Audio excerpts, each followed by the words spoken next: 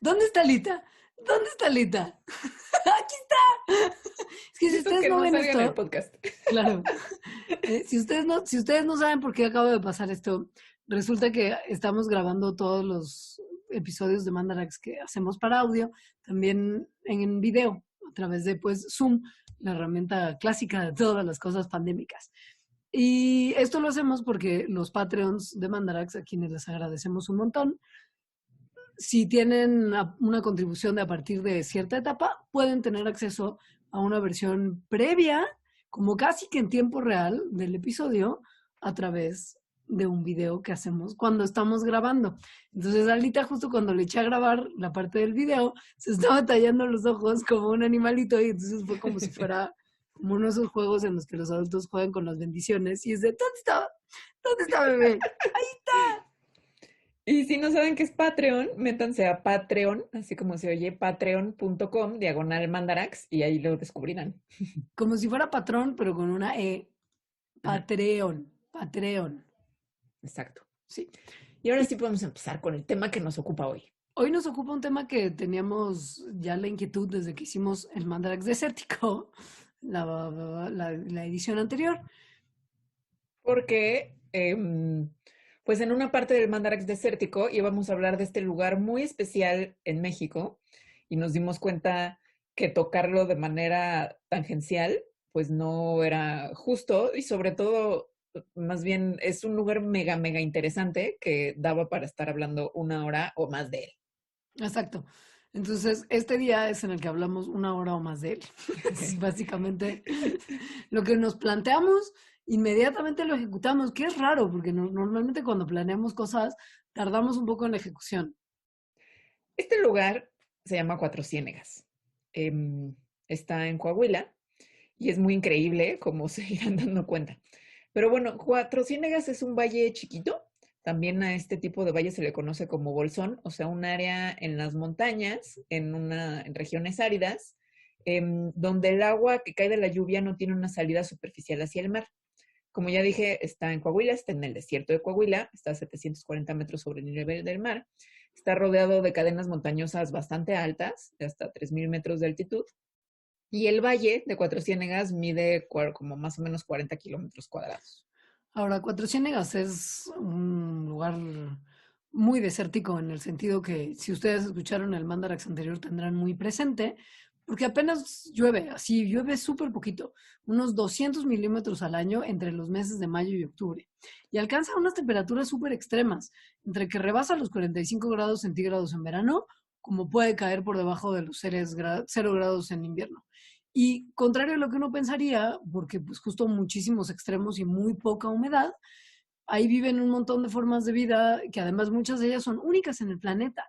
Hay 23 especies endémicas de plantas y 54 de animales.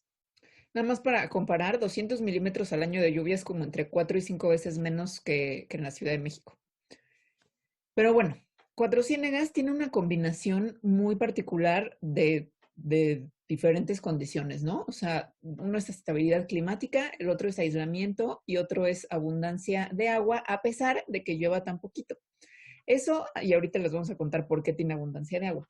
Pero bueno, eso hace que en Cuatro Ciénegas haya un montón de pozas diferentes y cada una de esas pozas como que está bastante aislada de todo lo demás, incluso de las otras pozas, y las convierte como en una especie de islas, cuyos ecosistemas de cada una de ellas han evolucionado de manera muy diferente al de otros lugares, por además muchísimo tiempo, que es el tiempo que han estado aisladas.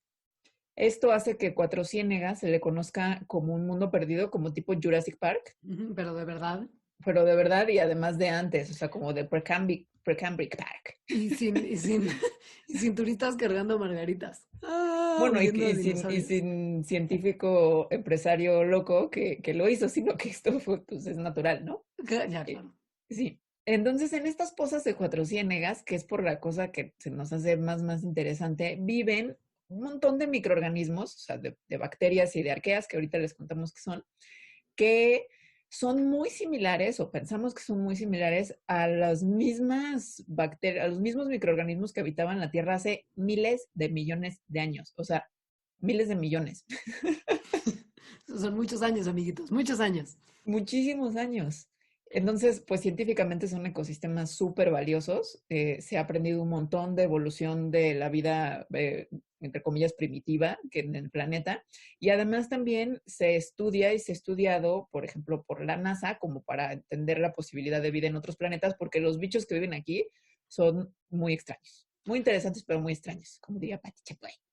Ahora, como una cuestión de historia no científica, nada más contarles, bueno, no biológica, contarles nada más que por ahí pasaron muchos cazadores recolectores hace miles de años y a la fecha se han encontrado 50 sitios arqueológicos que tienen pinturas rupestres, algunos de los cuales van hasta hace, o sea, hasta el 2275 antes de nuestra era.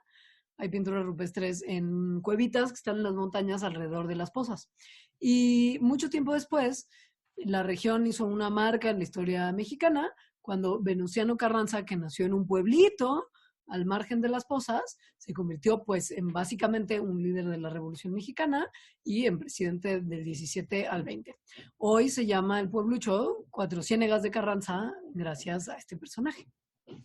Y bueno, por lo que son muy famosas y que nos interesa es por estas pozas y lo que vive en ellas. Hay como 300 pozas en Cuatro Ciénegas, ¿no? En esos 40 kilómetros cuadrados, que pues son, si las buscan en internet les van a aparecer, son realmente muy bonitas. O sea, son como de colores turquesa, ¿no? Azules, verdes y además están como en desierto y entonces rodeadas de montañas súper altas. Son de verdad increíbles. Em, estas pozas y este lugar, la primera persona que le empezó a poner así como atención científica, atención a lo biológico que estaba ahí, fue un gringo que se llamaba Wendell Mink Minkley, que era un ictiólogo, es decir, estudiaba peces en la Universidad Estatal de Arizona, y empezó, ¿no? Como era Cuatro Ciénegas, y se dio cuenta que ahí vivía una tortuga muy especial que se llama Terrapene coahuila, que además es como única en el mundo. Entonces eso, como que era muy ñoño y empezó a frecuentar cada vez más. Empezó a descubrir que había otras especies de animales también endémicas, nada más de ahí, que no existen en ningún otro lugar. Y se dio cuenta más o menos como a principios de los 70s que toda esta diversidad estaba amenazada porque los agricultores locales de por ahí lo que hacían es que sacaban agua de los canales. Entonces eso obviamente drenaba las pozas. Entonces este gringo pues empezó como a hacer un trabajo de convencer a gente y en el 94 logró que el gobierno mexicano, bueno, no solo él, ¿no? Pero gracias en parte a él, logró que el gobierno mexicano en el 94 designara un área como área protegida. Sin embargo, drenar las pozas continúa y continúa a la fecha. Pero luego hizo algo que fue muy listillo porque pensó, ¿cómo se puede seguir salvando este lugar? Hay que involucrar a la NASA. Y lo logró. En el 98, la NASA estableció su Instituto de Astrobiología, que es una red de investigadores que estudian la vida en ambientes extremos que podrían de alguna manera parecerse a las condiciones que tienen otros planetas.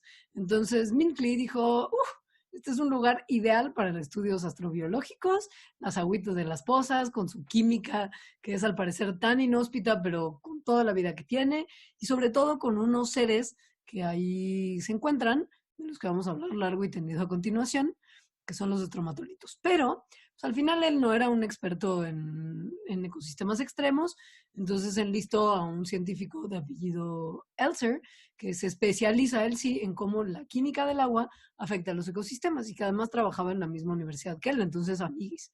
Y después de como ir y cotorrear y ver que sí era un lugar de mucho interés, metieron una propuesta en el 98 para que les dieran dinero para que se fondeara un proyecto. O sea, a la Sí. NASA le pidieron Exacto, a el la dinero. NASA. Y la NASA dijo, o sea, todo bien, pero pues que ustedes dos solitos no. Más bien tienen que meter a otros expertos en microbiología y en evolución, porque esto al final es de lo que más interés tiene en la zona. Y entonces, además, esos expertos ayudaría a que tuvieran nacionalidad mexicana como tal, para pues, poder conseguir permisos más fácilmente para conseguir muestras. Y así fue como llegaron los dos investigadores mexicanos que más mano han metido en Cuatro Ciénegas, que son Valeria Sousa Saldívar y Luis Eguiarte. Luis Aguiarte, Frunz, tiene un segundo apellido muy chistoso. Que son marido y Y mujer. además, sí, Sí. ellos estaban recién saliditos así de sus carreras, recientemente empezaban a dar clases en la UNAM y dijeron, ¿por qué no? Y se metieron a lo que iba a ser solamente un proyecto de 3 años. Y Y que bueno, que no ha se sido convirtió 3 en la años. carrera desde ese momento hasta ahora, sobre todo de Valeria Sousa, que es una científica mexicana, pues súper reconocida, sobre todo por su trabajo en Cuatro Ciénegas. Y bueno, tiene una serie de reconocimientos nacionales e internacionales muy impresionante. Entonces, bueno, empezaron a trabajar esto y se dieron cuenta de que el agua, o sea, que la química del agua de Cuatro Ciénegas era particular, como muy baja en fósforo, en hierro y en nitrógeno, que son como tres de los componentes más importantes para la vida como la conocemos. Recuerden que en sus clases de biología seguro les dijeron que era fundamental el chomps, Ajá, los exacto. elementos que por sus símbolos químicos hacen chon PS. Entonces, jaja, el chomps. Pues bueno, de chomps, 2 de los chomps no hay ahí. Ajá. Y además que había estos estromatolitos, que son unas estructuras bacterianas que se van formando como en capas, de las cuales hay fósiles de hace 3.800 millones de años. Entonces se piensa que los estromatolitos fueron como de las primeras formas de vida, o al menos son las primeras formas de vida en fosilizar. Aquí en 400 megas hay estromatolitos vivos. Entonces, ese hecho de los estromatolitos vivos, combinado con esta química tan extraña del agua, hizo que empezaran a pensar que estas condiciones se parecían a las condiciones marinas del muy pasado, o sea, de cuando inició la vida. Y entendiendo eso, pues justo llamó mucho la atención de Ojo Internacional. Les ha sido relativamente sencillo publicar porque lo que hay ahí de verdad es que no hay en ningún otro lado. Y empezando, por ejemplo, en 2006, que reportaron en el Proceedings of the National Academy of Sciences, que habían encontrado 38 grupos distintos de microbios, que son 4 veces más de lo que hay en una marisma salina en cualquier otro lugar del mundo, y que además correspondían a 10 linajes importantes de bacteria y a uno de arquea, que justo ahora les diremos qué son. Y lo loco es que la mitad de los grupos bacterianos que encontraron estaban más relacionados con microorganismos de ecosistemas marinos que de un ecosistema de agua dulce. Y aproximadamente el 10% de los grupos se parecían a algunos seres que hemos encontrado en unos lugares muy extremos y muy locos que se llaman las ventilas hidrotermales, que han sido muy estudiadas justo alrededor del tema del origen de la vida, porque se cree que si hay muchas condiciones que no se podrían haber dado con la Tierra primitiva como era para el origen de la vida, como en el 90% de la vida en el planeta conocemos que necesitan ciertas condiciones, estos ambientes tan extremos es como de, quizá, y el mundo volcánico del inicio no estaba tan peleado con la idea de vida. Entonces, esto es muy interesante porque, pues justo que se parezcan estos seres a otros microorganismos que viven en estas fisuras, que están tan profundo en el océano, además, donde los microorganismos viven felices, aun cuando hay calor extremo y concentraciones minerales extremas, lo hacían súper interesante. Entonces, a ver, nada más para repetir, o sea, Cuatro Ciénegas está tan cerca de la playa como 500 kilómetros, ¿no? O sea, que es del Golfo de México la playa más cercana. Entonces, esto no es cerca del mar. Eh, y sin embargo, tiene rastros de vida marina, o sea, los microorganismos que ahí viven, y no solo los microorganismos, también las especies macroscópicas, varias de las que ahí viven, se parecen o están relacionadas evolutivamente más con especies del mar que con especies de agua dulce. Y la última vez que el sitio donde ahora es Cuatro Ciénegas estuvo cerca del mar o era mar fue hace 20 millones de años. Entonces esto le da como una dimensión de tiempo profundo a Cuatro Ciénegas, pues muy interesante, justo como de el parque jurásico que se quedó como, bueno, parque precámbrico que se quedó ahí atrapado desde hace millones de años, donde entonces las especies que ahí viven se adaptaron al ambiente, obviamente, que está ahí, que es muy diferente a casi todos los ambientes que ahora tenemos en el mar y en la tierra en general, y no cambiaron mucho porque se quedaron como ahí aislados. Ahora, las pozas, ellas, bueno, o sea, el cuerpo de agua pozas, no son tan viejas como para que hayan estado ahí 20 millones de años esos seres. Lo que pasa es que hay unos manantiales que las llenan, que son alimentados por acuíferos muy profundos en la Sierra San Marcos y Pinos. Y esos manantiales se llenaron con agua que se acumuló durante las últimas eras de hielo. Entonces, lo que pasa es que el agua sale a la superficie, al parecer es lo que se entiende ahora, porque hay una falla que está activa justo debajo de las pozas. Y el agua entonces sale a través de sedimentos marinos súper ancianos y agarra la química tan particular que tienen estos sedimentos mientras va subiendo. O sea, como que arrastra todos los sedimentos y los minerales hacia la superficie. Entonces, de alguna manera, lo que entendemos hoy es que los microorganismos prehistóricísimos persistieron y se diversificaron en una sucesión de manantiales que deben de haberse aparecido y desaparecido varias veces alrededor de los 20 millones de años que pasaron. Y como en un relojito muy viejo, todos los mecanismos originales siguen trabajando juntos para mantener esta vida tan inusual. Entonces sí está muy loco. Y bueno, estos seres que fue de lo primero que llamó la atención, los estromatolitos, que en realidad seres creo que no es el término correcto, sino estas estructuras vivas, son, pues como ya les dije, hay fósiles de estas estructuras de hace miles de millones de años cuando empezó la vida, ¿no? Son los primeros fósiles que existen, que entonces están ahí en Cuatro Ciénegas vivos. Hace 3.500 millones de años, o sea, cuando hay evidencia de los primeros estromatolitos, se cree que estas bacterias que viven ahí, bueno, sabemos que son fotosintéticas, pero que entonces hace 3.500 millones de años son las que empezaron a hacer fotosíntesis a tal magnitud tremendísima que cambiaron la atmósfera de la Tierra llenándola de oxígeno. Eso, a su vez, o sea, hizo que se hicieran como formaciones de depósitos de carbonato en sedimentos que ahorita podemos ver, que en ese momento pues, eran como mares superficiales, ¿no? Mares como muy bajitos. Los estromatolitos también son increíbles y los pueden buscar en Google una imagen, son muy, muy hermosos. Bueno, en realidad creo que no son tan hermosos, pero son muy interesantes y eso me hace verlos con amor. Pero son como una piedra, más o menos. O sea, si los ves así, nomás son como una piedra que están como en aguas someras. Y si se fijan, tiene como capitas de diferentes colores. Cada capita de diferente color, pues son como un montón de bacterias que hacen diferentes cosas. Su definición, así como oficial, es que son comunidades complejas de microorganismos que se dividen en capas y producen varias cosas como carbonatos de calcio. Ese carbonato de calcio es lo que se endurece y por eso tienen como una forma de piedra, ¿no? No es que sean una piedra, sino es como carbonato de calcio duro.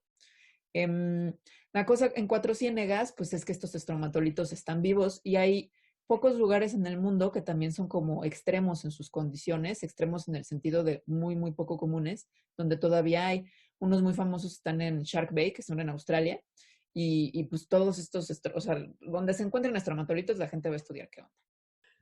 Por la característica particular de la química del agua que hay en Cuatro Ciénegas, que justo como mencionaba, les baja en fósforo, baja en hierro y baja en nitrógeno, y que hay estromatolitos vivos, los científicos creen que Cuatro Ciénegas recrea de manera como muy fidedigna las condiciones marinas que se encontraban en nuestro planeta hace millones de años. Y para sumarle a este combo de pistas, lo más reciente que conocemos que nos da indicios de que probablemente sí era así, es que se han encontrado cientos de especies de arquea, que son microorganismos súper, súper, súper antiguos, que pueden haber sido los que dieron origen a las células eucariotes y a los organismos eucariotes por lo pronto, ¿no? Que son los organismos que ya tienen células complejas, que tienen adentro un núcleo y estructuras membranosas. Lo que entendemos también es que la diversidad de bacteria y de los microorganismos incluyen variedades que tienen adaptaciones muy locas, como que tienen la capacidad, por ejemplo, de crear sus membranas celulares que están formadas por lípidos con azufre en vez de con fósforo, que es uno de los ingredientes que, por ejemplo, nuestras membranas celulares tienen un montón. Pues no, como ahí no hay fósforo, ellos los construyen a partir de azufre. Y esto es una cosa que no es común, para nada común. Lo de las arqueas es muy impresionante porque las arqueas, tal vez en la escuela se los enseñaron como arqueobacterias, lo cual es un nombre bastante desafortunado porque no son bacterias, son otra cosa. Son otra cosa que comparte con las bacterias, pues no tener núcleo y organelos celulares, pero que se parecen más a nosotros que a las bacterias en realidad, ¿no? Nos están más emparentados con los humanos y con todos los eucariontes que con las bacterias. Y las arqueas son muy especiales, no nada más por como esa curiosidad, que no son bacterias, sino porque se piensa que fueron las primeras formas de vida. Y ahorita, actualmente, hay arqueas en lugares extrañísimos. O sea, de verdad encontrar arqueas es como que en las ventilas hidrotermales, en, en pozas azufrosas, o sea, en ambientes muy extremos donde casi ninguna otra cosa puede vivir. Entonces, encontrar arqueas cuatro ciénegas, pues más bien cada que la gente, que los científicos encuentran arqueas, es como, esto tuvo que haber sido una condición o puede que se parezca a una condición en la que surgió la vida, ¿no? O en la que vivía la vida cuando apenas había surgido. Una vez que los investigadores empezaron a meter mano a todo lo que se encontraron en Cuatro Ciénegas, ya les había mencionado lo de los 38 distintos grupos de microorganismos y de lo de las ventilas hidrotermales. Eh, es muy importante también que cuando estudiaron los estromatolitos encontraron todavía más diversidad. Las muestras de uno de los sitios mostraron más de 58,000 secuencias microbianas distintas que venían principalmente de bacterias. Esto no es un conteo directo de especies, pero es un indicador de biodiversidad.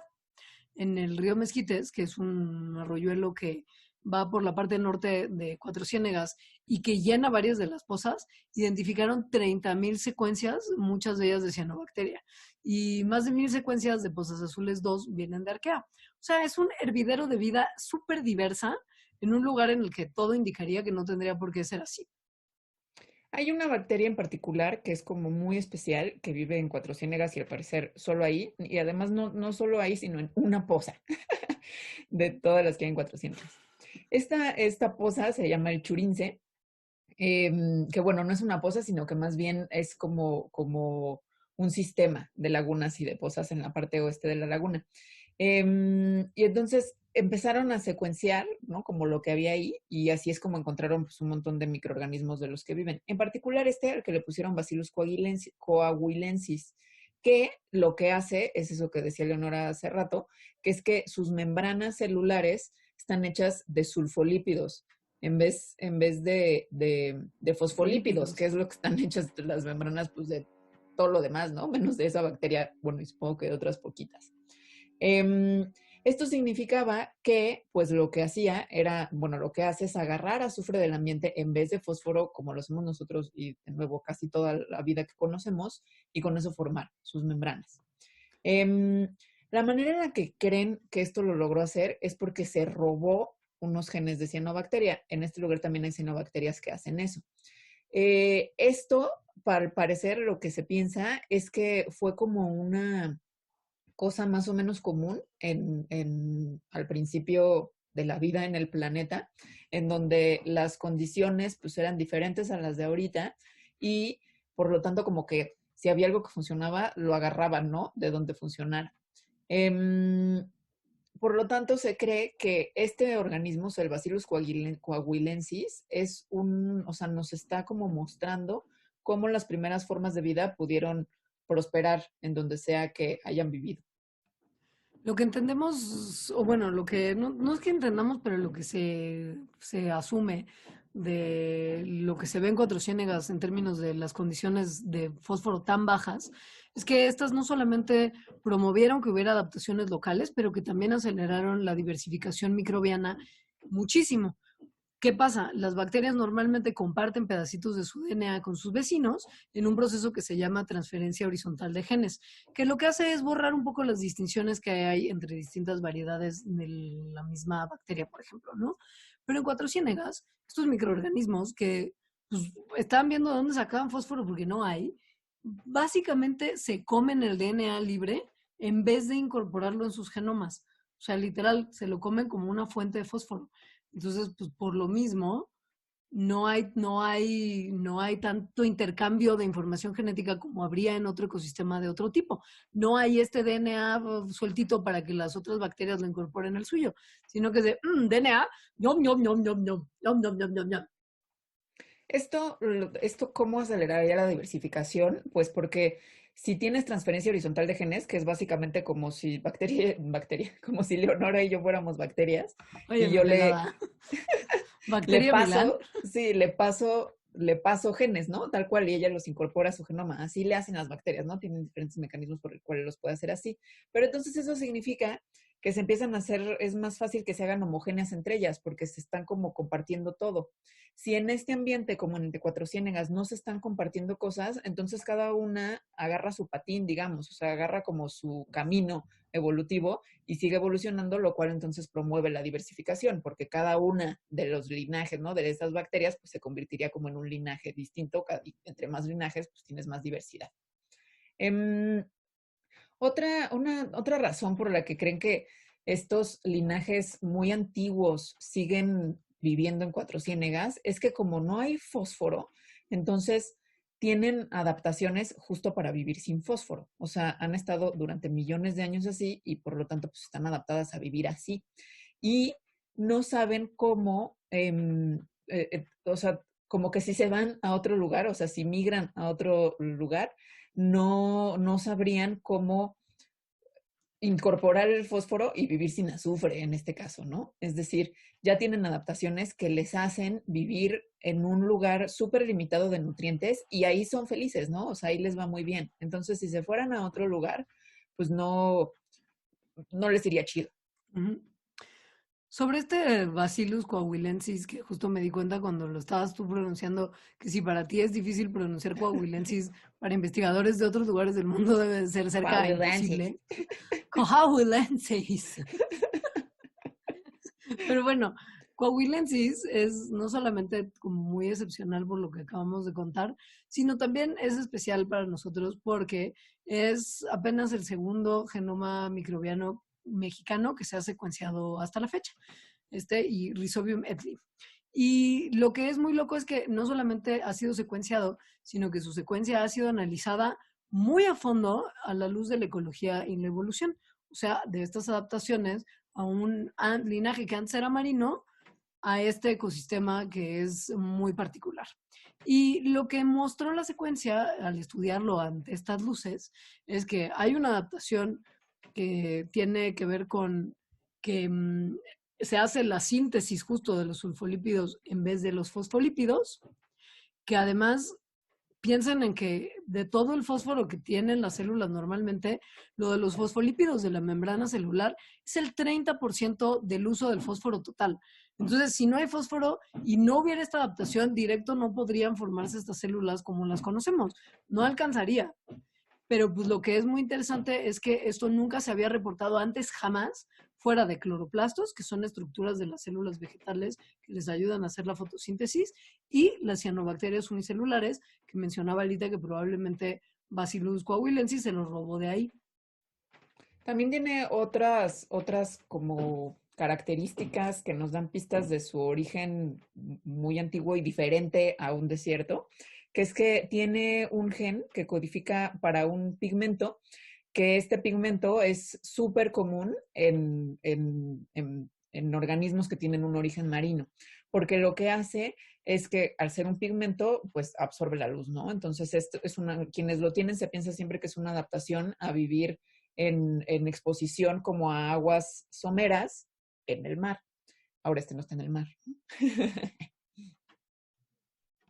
En el análisis ya de las cositas que encontraron en los hábitos de Bacillus coahuilensis, vale la pena mencionar sus hábitos como alimenticios. Ellos lo que sugieren es que una cosa que se presenta normalmente en bacterias marinas que están buscando activamente hierro en el ecosistema para incorporarlo, en esta bacteria está súper representado. O sea, hay muchísimo de la característica que hace como que esta bacteria tenga muchas capacidades de buscar muy activamente hierro, que también ya habíamos mencionado que Cuatro Ciénegas es muy bajo en hierro. Y también nos muestra en sus hábitos alimenticios que prefieren comerse aminoácidos sueltitos y chiquitos en vez de buscar comerse ya como cadenas de aminoácidos más grandes que podrían asemejarse a una proteína. Esto es algo que comparten con otros organismos de genomas muy chiquitos que viven en el mar.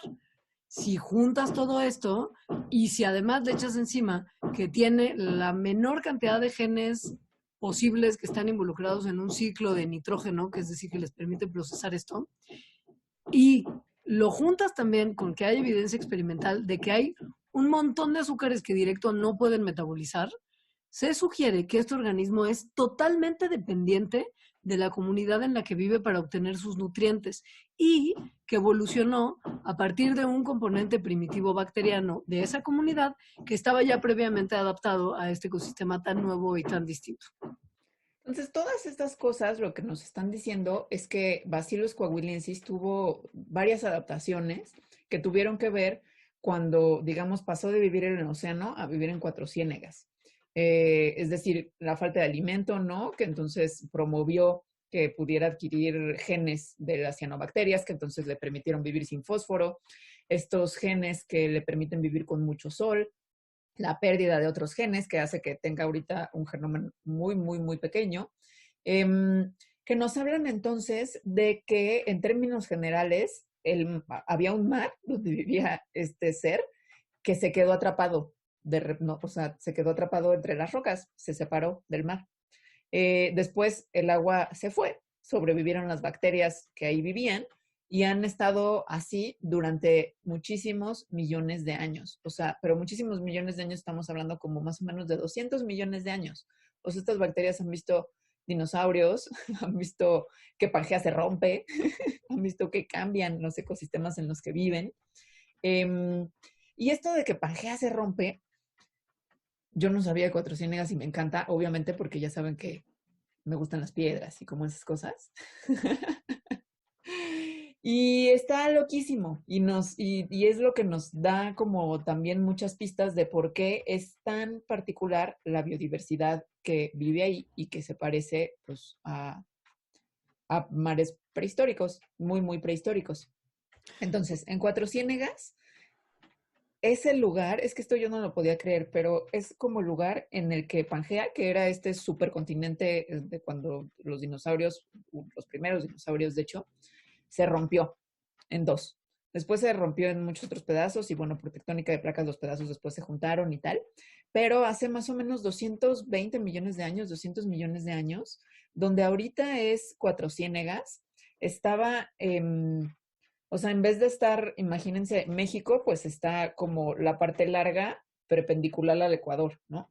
Entonces, en ese momento, más bien la parte larga de México estaba como paralela al Ecuador y mucho más arriba. Y en ese punto, en esa raya, es en la que de repente se partió y se hicieron dos supercontinentes, la Eurasia y Gondwana, y se empezó a formar el mar, pues el mar de Tetis, ¿no?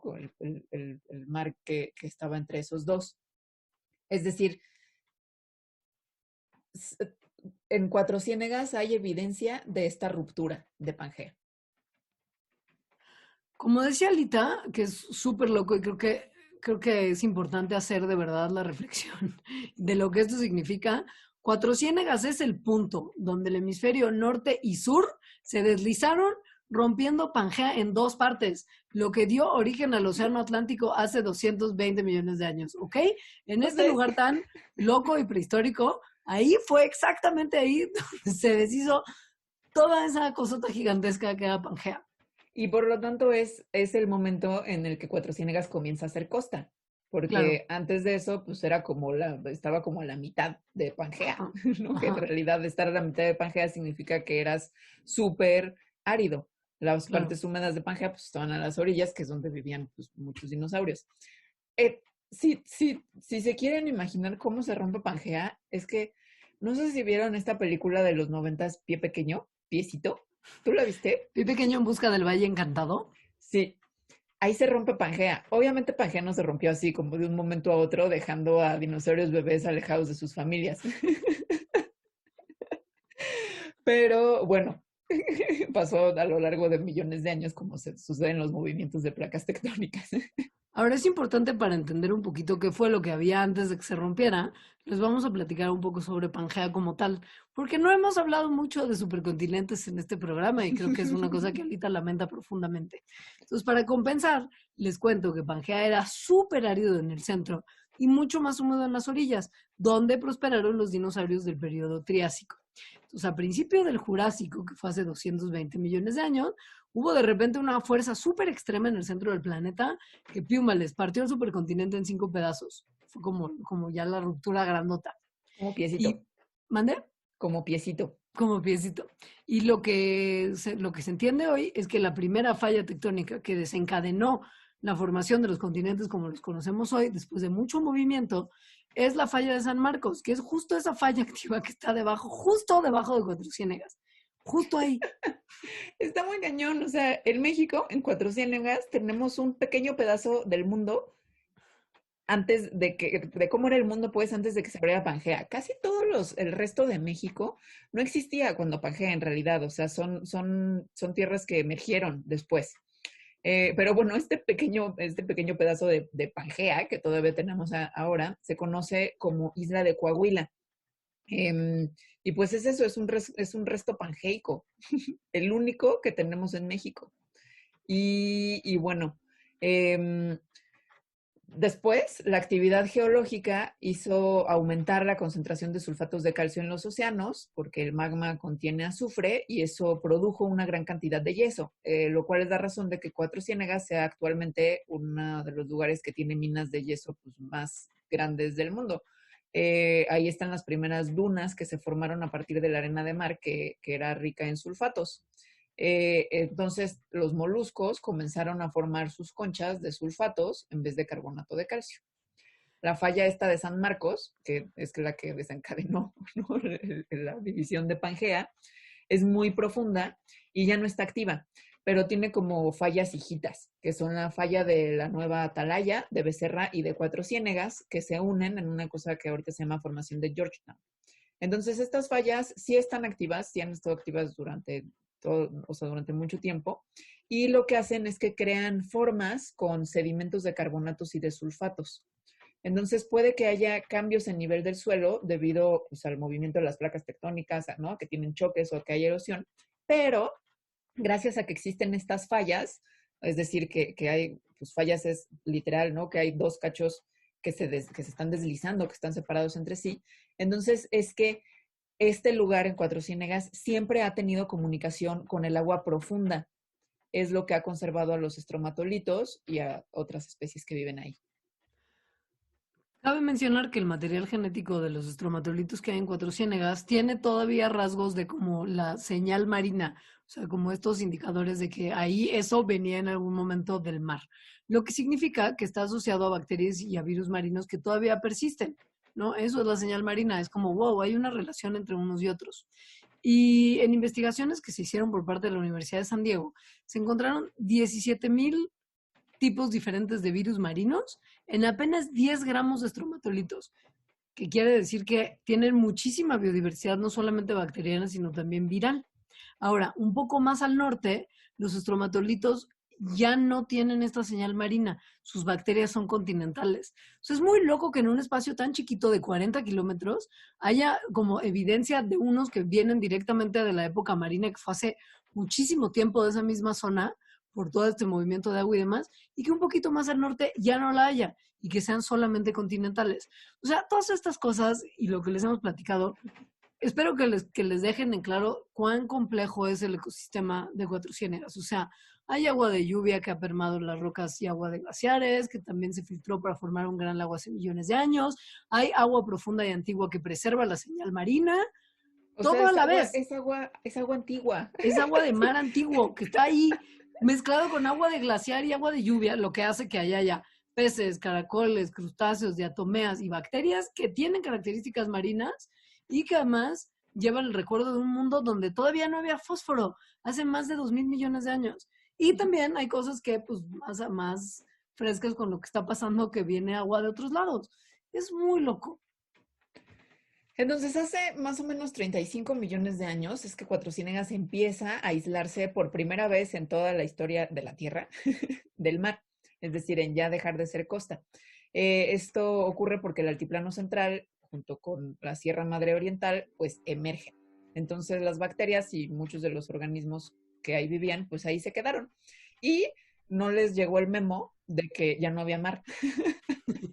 Entonces, sus linajes pues, se quedaron sobreviviendo ahí por miles de millones de años, adaptándose a las condiciones cambiantes, que en realidad no han sido tan cambiantes, ¿no? Por eso se parecen mucho, o pensamos que se parecen mucho a los organismos que vivían ahí justo hace miles de millones de años. Para la gente que trabaja en Cuatro Ciénegas, ese lugar representa como qué hubiera pasado si, no sé si viste tú esta película que se llama Sliding Doors, donde Gwyneth Paltrow entra o no entra al metro y de ahí hay dos posibilidades de su vida que son completamente distintas. No. Bueno, eso es Cuatro Ciénegas. Cuatro Ciénegas es el momento Sliding Doors, o sea, como si el planeta hubiera tomado otro rumbo, muchas cosas serían más parecidas a Cuatro Ciénegas. O sea, Esa es la representan la alternativa. película alterna de la vida como si no se hubiera separado Rodinia, que fue el primer supercontinente, hace 800 millones de años. Porque durante los primeros 3.000 millones de años de la vida en el planeta, esta estuvo extremadamente limitada por la ausencia de fósforo. Y que, pues, si no se hubiera movido todo como se movió cuando se rompió Rodinia, piensen, cuando se rompió Rodinia se generaron más playas donde los estromatolitos que capturan el dióxido de carbono de la atmósfera en sus arrecifes precipitaron el cambio climático que resultó en la congelación global de la masa continental, que fue el periodo llamado como criogénico. Y topen esto, el hielo de esa congelación raspa los minerales y expone un mineral que consiste de fósforo y calcio que se llama apatita. Entonces el hielo raspa la apatita, la expone a una atmósfera rica en oxígeno y se libera el fósforo en forma de fosfato, por lo que cuando se deshiela todo ese cuerpo de hielo de esa glaciación, el fosfato entra junto con agua rica en oxígeno a las playas. Y esto le da finalmente la oportunidad a las algas de predominar, porque antes no tenían ni ellas ni ningunos otros organismos que requirieran fósforo como lo suficiente para crecer. Las algas, al igual que los primeros eucariotes, necesitan más energía. Y recordarán también de sus clases de biología, si acaso las tuvieron, que la moneda energética que es producida por las mitocondrias, el adenosín trifosfato, pues entre adenosín y tri, la palabra preponderante es fosfato, que es de fósforo. Entonces, si no tienes mucha fuente de fósforo, no puedes producir tanta energía en forma de ATP. Y las algas necesitaban mucho más ATP que otros seres que habitaban la Tierra antes. Y además tienen más ADN. Entonces es como, wow, si no hubiera pasado esto de la separación y el oxígeno y la congelación y la exposición de la patita al oxígeno y la liberación del fósforo, nosotros probablemente no estaríamos aquí el día de hoy. Está increíble que además el que se rompa una masa continental gigante provoca que haya más playa, obviamente, ¿no? Porque tienes Claro. más costa. Entonces, bueno, en esos momentos, antes bueno, cuando estaba como ocurriendo todo esto, el mar no era azul. El mar, al parecer, era anaranjado porque tenía mucho azufre y tenía muy poco oxígeno y fósforo. Pero entonces, cuando las algas les empezó a ir bien, este crecimiento de algas lo que hizo fue capturar un montón del dióxido de carbono que estaba en la atmósfera en sus células y eso hizo que se precipitara de nuevo otra congelación global que de nuevo liberó un montón de fósforo y oxígeno a las playas, donde entonces dio paso a que se evolucionaran los primeros animales. Eso fue hace 635 millones de años. Esa congelación de ese momento se terminó hace 542 millones de años, cuando inicia el periodo cámbrico, que es que se piensa que el mar se hizo azul. Es la explosión del Cámbrico, se llama así porque un montón de especies, animales, plantas, hongos, se diversificaron muy rápido, es decir, empezó a haber mucha especiación, ¿no? Muchas especies nuevas. Digamos porque empezó a haber más oportunidades ecológicas. Ahora, Cuatro Ciénegas es la alternativa a toda esta historia que sí pasó, ¿no? ¿Por qué? Porque es un lugar donde no entró el fósforo a las playas. O sea, no entró el fósforo a las playas, las algas, ¿no? No ocurre esto con las algas, ta.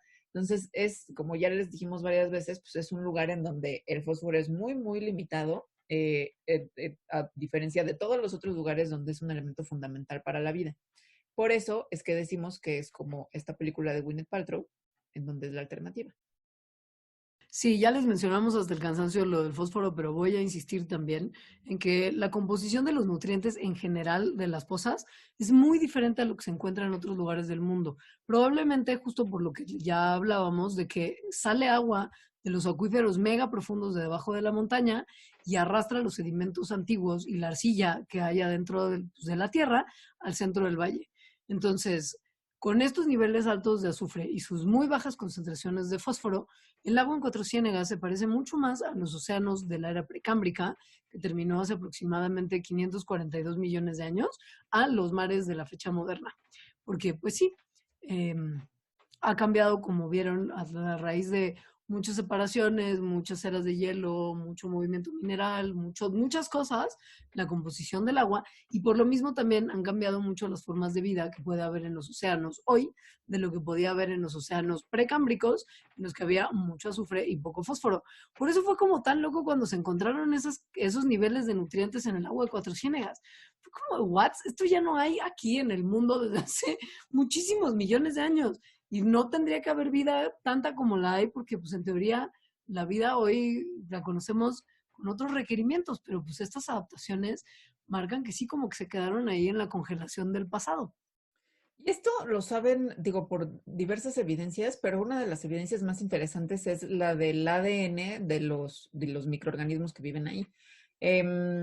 Cuando extraen el ADN y luego lo analizan comparándolo con el ADN de muchísimos otros organismos que viven en todo el mundo, ¿no? Han podido reconstruir como la historia evolutiva y ver a qué se le parece más, ¿no? Y con eso pueden calcular cuál es la edad de los linajes que viven en esos lugares. Y entonces encontraron que los linajes que están en los sedimentos, o sea, de las bacterias que encuentran en los sedimentos, se originaron hace 650 millones de años, que, oh sorpresa, es justo durante el precámbrico tardío. Y que los linajes marinos emergieron, o sea, se remontan a hace 160 millones de años, que, oh sorpresa también, esto es finales del Jurásico, es decir, cuando se rompió Pangea. Entonces, lo que nos está mostrando el ADN de los microorganismos de Cuatro Ciénegas es estos dos eventos como súper importantes en la historia de la vida en la Tierra, ¿no? Que es primero un cambio muy abrupto en el balance de nutrientes que había de la era precámbrica a la era cámbrica, que es el que les hablamos de toda esta cosa loca de las algas y de que pasó de no haber fósforo a haber fósforo. Y el segundo evento súper importante, pues es el, ¿no? Que Pangea se rompió. Básicamente. Ahora, la gente que estudia Cuatro Ciénegas cree que las condiciones de nutrientes que son tan extremas en esa zona y además lo que ellos especulan que existe, que es una habilidad muy aumentada de las especies bacterianas nativas de competir y eliminar o evitarles la entrada más bien a microorganismos que podrían estar invadiendo ese ecosistema, puede explicar por qué estos linajes tan antiguos de microorganismos jamás dejaron de estar en las pozas. Lo que entienden es que el antagonismo que ocurre normalmente entre distintas bacterias, que es una cosa que pueden ver ustedes, que digo, hasta dentro de su pancita, que llega una bacteria mala, pero si hay muchas bacterias buenas viviendo dentro de su panza, no dejan que la bacteria mala se establezca, por eso no vivimos todo el tiempo con infecciones intestinales súper rudas. Este antagonismo entre bacterias ocurre principalmente contra bacterias que son similares, como que están relacionadas cercanamente en términos como familiares, o sea, que son como de linajes cercanos.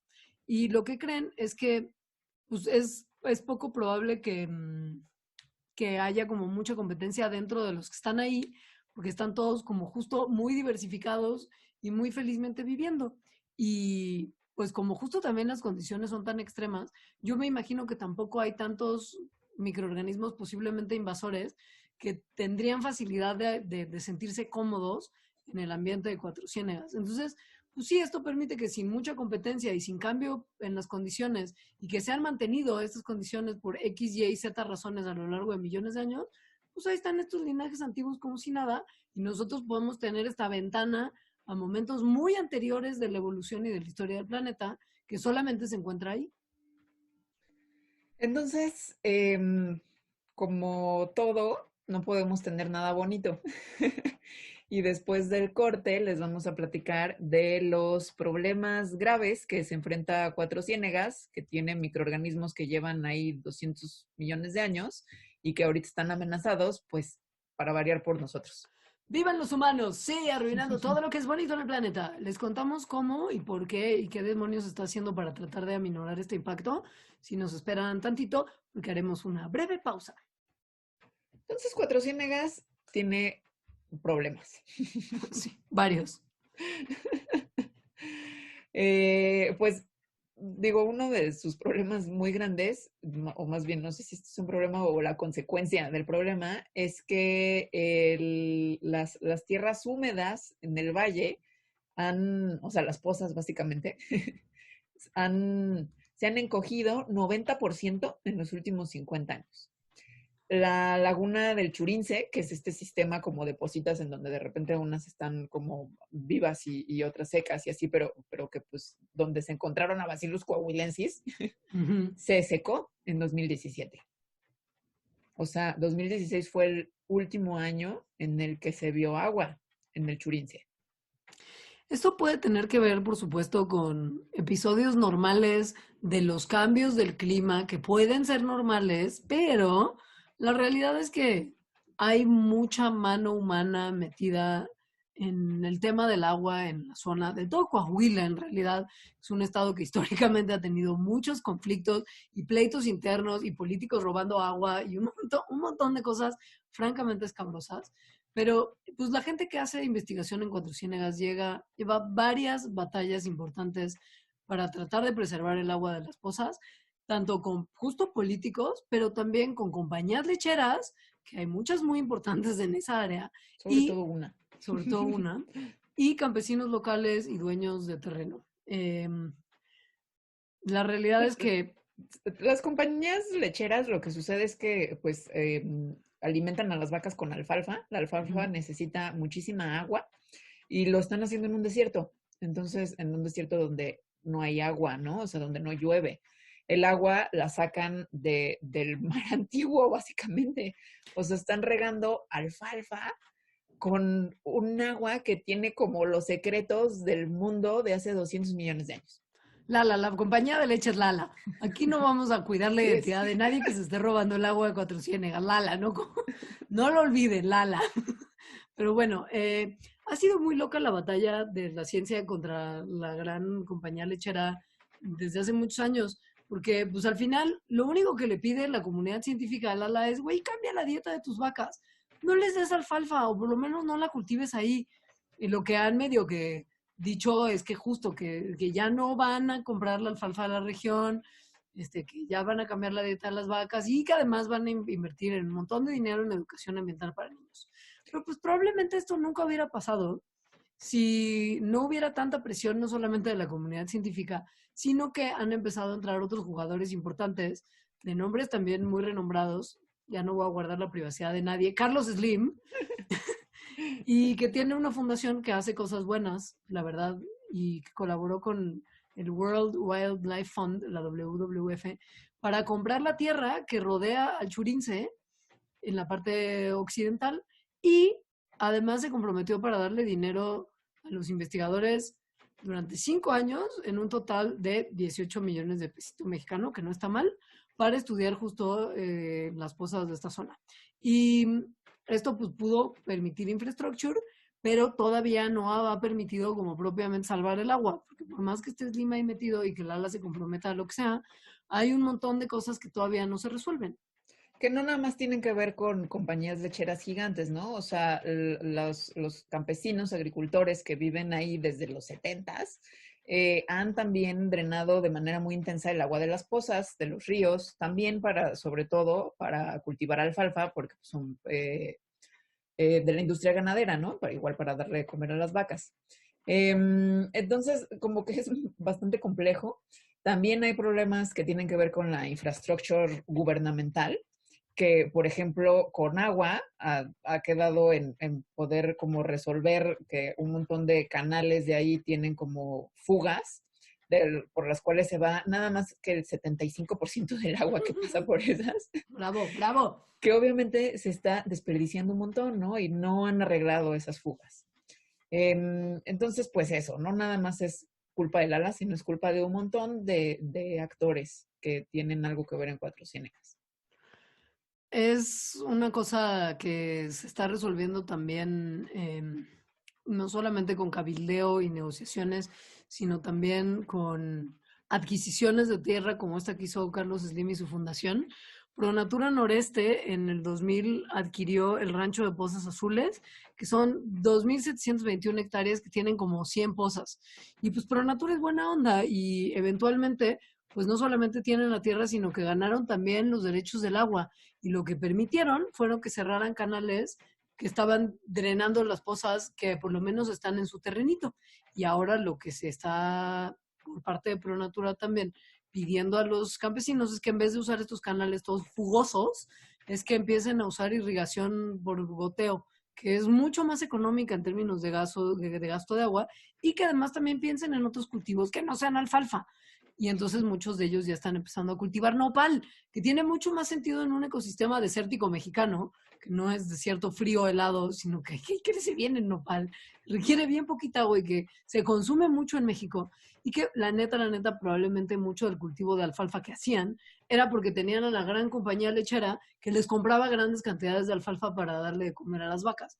O sea, tampoco es que creo que previo a la llegada del ala a esa zona, los campesinos dijeran, alfalfa, ¿qué cultivo más nutricional y más eficiente y más útil para todos? ¿No? O sea, eso probablemente respondía a demanda. Entonces, si las cosas cambian, pues probablemente también se puede cambiar justo el uso del suelo y los cultivos que ahí abundan para utilizar una cosa mucho más sensata, considerando que no hay agua y que no se la pueden quitar a las pozas así nada más. Ni al resto, como al mar del pasado.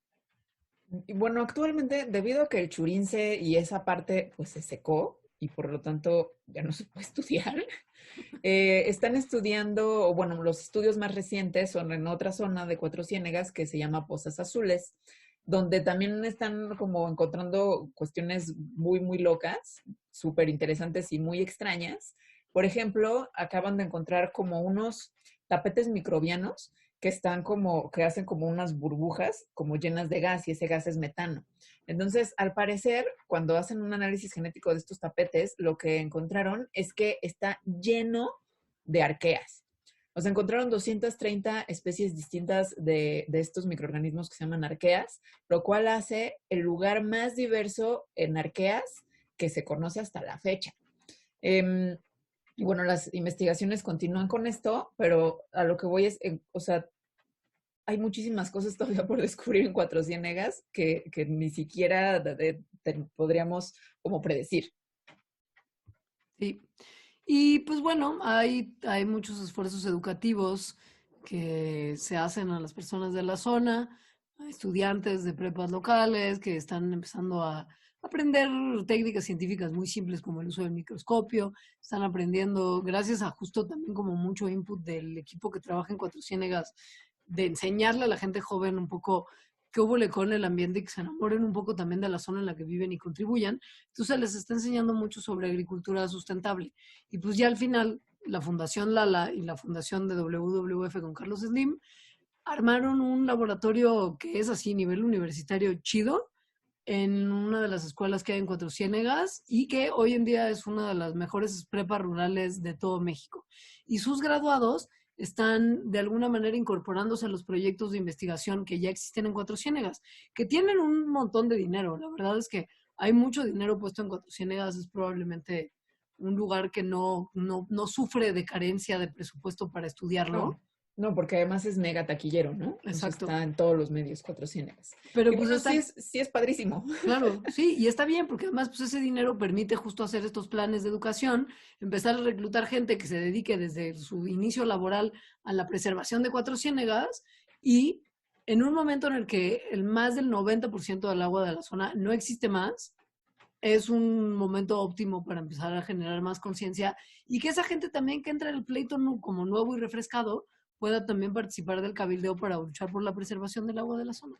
Ahora, la preservación de Cuatro Ciénegas no nada más importa por todas estas, por todo esto que nos enseña de la evolución y de la vida en el planeta Tierra y toda la diversidad de microorganismos que encontramos ahí, que bueno, ya con eso sería suficientemente importante, yo creo, pero además, pues sí tiene como una utilidad, digamos, práctica e inmediata, que es la búsqueda de nuevas medicinas, entre ellos antibióticos, que como saben, pues es súper importante la búsqueda de nuevos antibióticos porque básicamente ya no tenemos antibióticos que sirvan.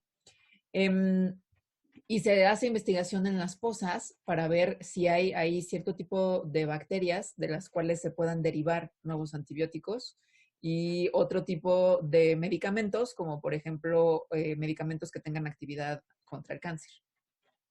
Piensen que también, pues, un poco el comportamiento agresivo, defensivo y de supervivencia de las bacterias que viven ahí podrían tener algún aprendizaje que nosotros podíamos aplicar para la preservación de la salud humana, así como la salud planetaria, porque pues en sus recursos genéticos podría haber muchísimo potencial de tener biofertilizantes muy buenos y usarlos para bioremediación, es decir, para tratar de rescatar ecosistemas que han sido muy dañados por el sobreuso humano para cosas como agricultura, por ejemplo. Pensemos que el fósforo se usa, así como el nitrógeno, también mucho para procesos agrícolas. Y pues igual para 2050, en una de esas las reservas de fósforo que hay en el mundo se empiezan a acabar. Y esto es necesario para, ¿sabes?, mantener los cultivos de los que comemos nosotros y los animales que gustan comerse. Y pues la habilidad de estos microbios de concentrar el elemento fósforo pues de distintas fuentes puede mostrarle a la gente que hace investigación al respecto distintas formas de obtener este elemento que no son las tradicionales que usamos hasta ahora. O sea, tiene muchísimo potencial para básicamente salvar a la humanidad de los problemas en los que nosotros mismos nos metimos y nosotros mismos estamos arruinando esa fuente de información. O sea, es como ya, please. Se me hace como triste y gracioso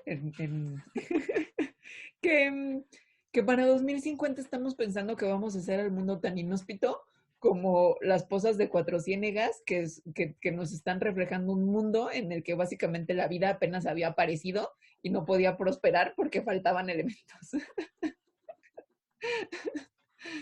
Ay, mira, es Pero como un bueno, ciclo. O sea, antes la vida no podía prosperar porque faltaban elementos y después no va a poder prosperar porque ya no los acabamos todos. O sea, es el círculo de la vida. Hakuna Matata, el Rey León. entonces bueno, Ay, con esto terminamos. sí.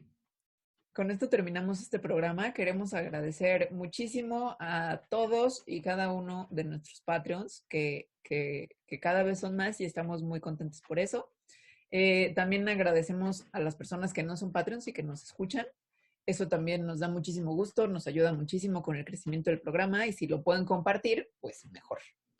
Y como beneficio de los Patreons a partir, ¿no?, de cierta contribución, está darles un agradecimiento personal, que aquí lo haré. Entonces, muchas gracias a Rigoberto Rivera, Sinue Hernández, Emilia Torres, Gonzalo Delgado, Alicia González, Cristian Mitre, Ale Penagos, Aarón Armando Flores Barroso, Jorge Díaz, Hugo Naín Torres, Pepe Flores, Nora Fernández, Diego, Emma Prastamo, Adán Figueroa, Ailín Mendoza, Miguel Santiago Vera, Stevie, Alexis Valeria Rico Rojas, Marion Reimers, Arturo Moreno, Luisa Lane, Luis Ches, Teresa Fernanda, Fabiola Pasquel, Elisa Ortiz Hernández, Alberto Vera Zavala, Teresa Antonio, César de Jesús y Oscar Colín. Como verán, esta lista se está haciendo más larga cada vez, cosa que nos hace profundamente felices. Y les agradecemos no solamente a los de 10 para arriba, sino a todos y cada uno de los Patreons que ponen unos pesitos para que Mandarax pueda existir, porque para nosotras es literal, pues ese dinero que percibimos es lo que permite que la producción de este programa se lleve a cabo. Entonces, sin ustedes, piénsenlo, que no, o sea, así con todas sus letras, no podríamos estar haciendo este show. Entonces, mil gracias y pues nada, cualquier sugerencia que tengan, háganosla llegar a las redes sociales del programa, que son Mandarax en Twitter, @lasmandarax en Instagram y Mandarax lo explica todo en Facebook, y a nuestras redes personales, que la mía es @leos. La mía es @alita_emo. Le mandamos un saludo a Inés, que nos ayuda muchísimo en la producción de este programa, y a todos ustedes que escuchan, no solamente saludos, sino gracias infinitas. Recuerden recomendarle este podcast a todas las personas que conocen y a las personas que no conocen también. Muchas gracias. Adiós. Bye.